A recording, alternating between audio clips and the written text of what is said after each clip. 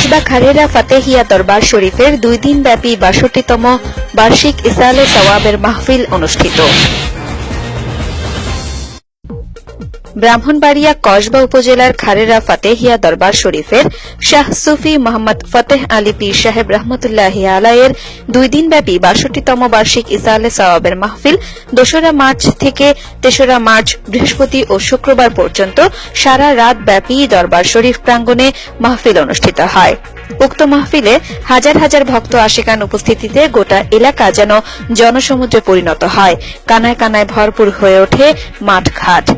উক্ত ইসালে সওয়াবের মাহফিলে শাহ সুফি মোহাম্মদ মুখলেসুর রহমান পীর সাহেবের সভাপতিত্বে ওয়াজ নসিহত পেশ করেন আলহাজ হযরত মাওলানা হাফেজ তোফাজ্জল হোসেন, মাওলানা মোহাম্মদ গিয়াসউদ্দিন আত-তাহেরি, মাওলানা আলাউদ্দিন জিহাদি, মাওলানা মাইনুদ্দিন নুরি। এছাড়া উক্ত মাহফিলে দেশবরেণ্য বহু ওলামায়ে কেরাম ও পীর মাশায়েখগণ উপস্থিত থেকে ওয়াজ নসিহত পেশ করেন।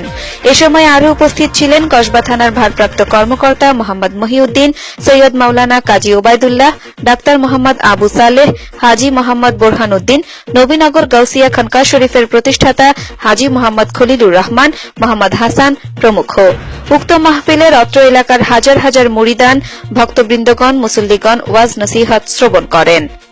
মোহাম্মদ হেদায়েতুল্লাহ ও হেফজুল বাহারের তথ্যচিত্রে নবীনগর.টিভি।